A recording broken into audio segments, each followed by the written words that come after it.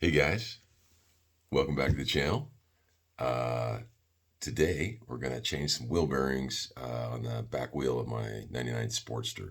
I went to install the rear wheel and noticed it had a lot of slop. So let's dig into this thing, tear it apart, and figure out what's wrong.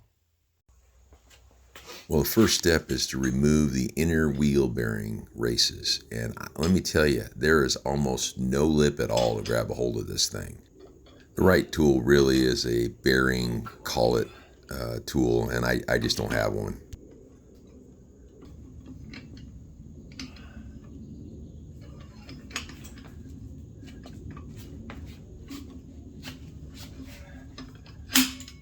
Now let it work.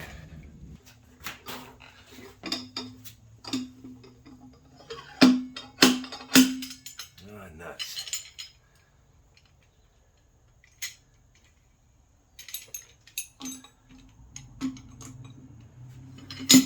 Well, here we are, guys, because this bike seems to want to fight us at every turn. But there's a little bearing down in there. It's wasted. That's why my wheel had so much slop in it. Tried my bearing puller on it, couldn't get it out. Really need a collet puller, but I don't have one, and I don't feel like buying one. So I'm gonna weld on that bearing and try to get it to relax. At least it'll give me a little bit more. Well, it's gonna shrink when it gets hot, and that'll give me a little bit more of a surface to put my puller on, because there's just hardly nothing, no ridge at all in there. So let's see if we can get this done. Just wanted to bring in here, maybe get a little bit of a better look at it. You can see that bearing is just not happy. But look at that nice little ridge Harley left me. I mean, come on, guys. What is that, 30 thousandths maybe?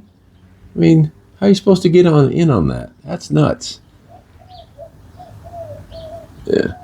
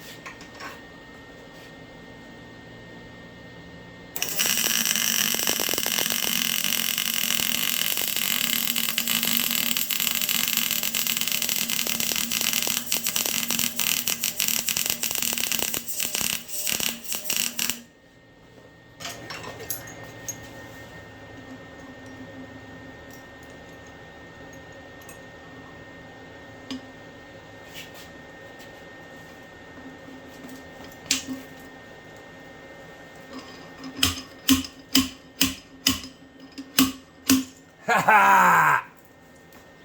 Gotcha! Yay!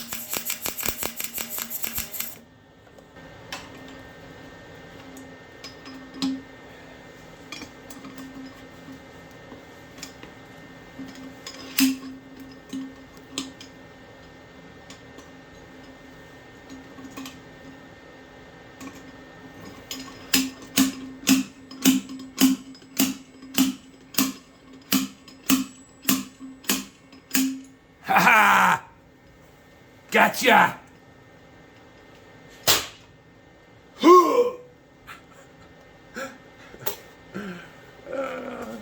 You know, sometimes it's the little things. Well, now that we got those buggers out of there, it's time to install the new races.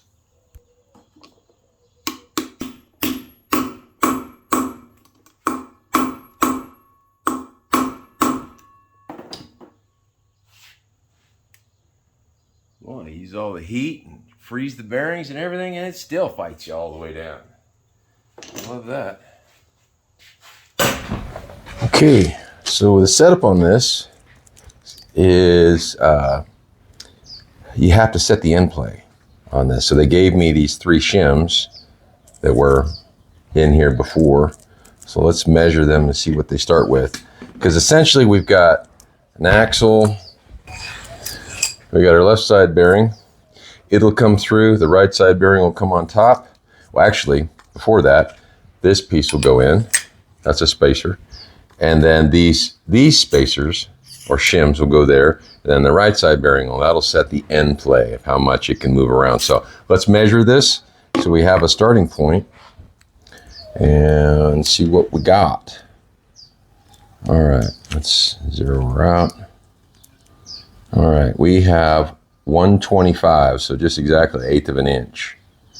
Okay, 125.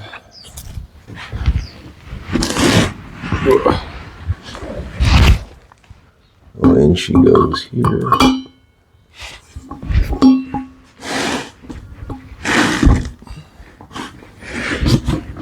No grease the first time.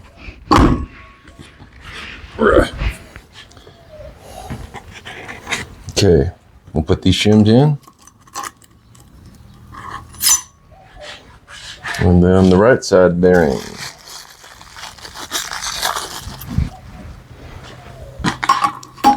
All right, now we need a bunch of spacers so that I can clamp down on that and check end play. So I'll be right back. Okay, so throw the 2 axle spacers on there. A couple old bearings. One of the adjuster parts from the TC Bros back end, a washer. And I got room for the nut. Yay. Okay. Just give her a wiggle test. Oh, that feels pretty good already. That's awesome. All right. Let's see how much end play she has. This is just a cheap Harbor Freight.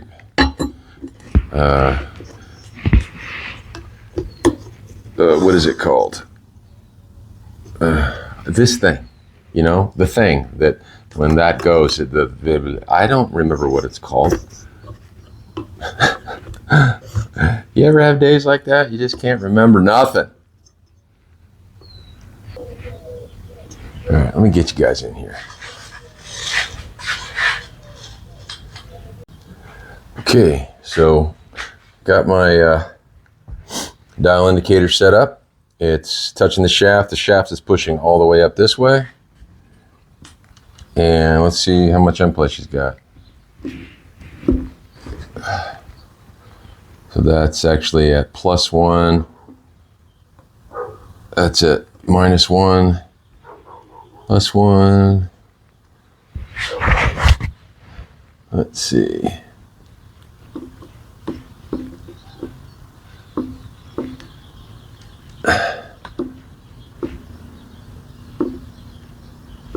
It looks like about 2 thousandths, and I believe the tolerance is between 1 and 5. So pretty sure that's going to be awesome. Time to get her all greased up and ready to put in the bike.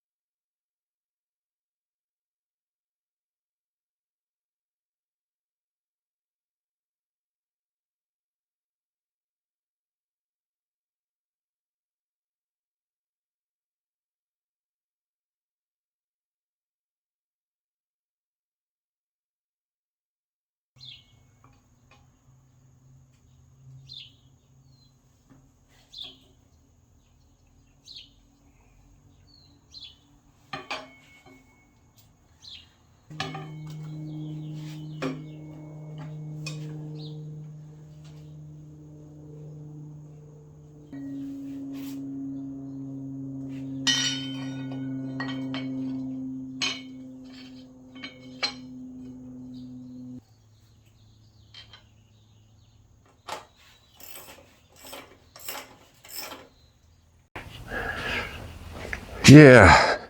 Well, guys, that's going to do it for this round. Finally got this rear wheel exactly like I want it.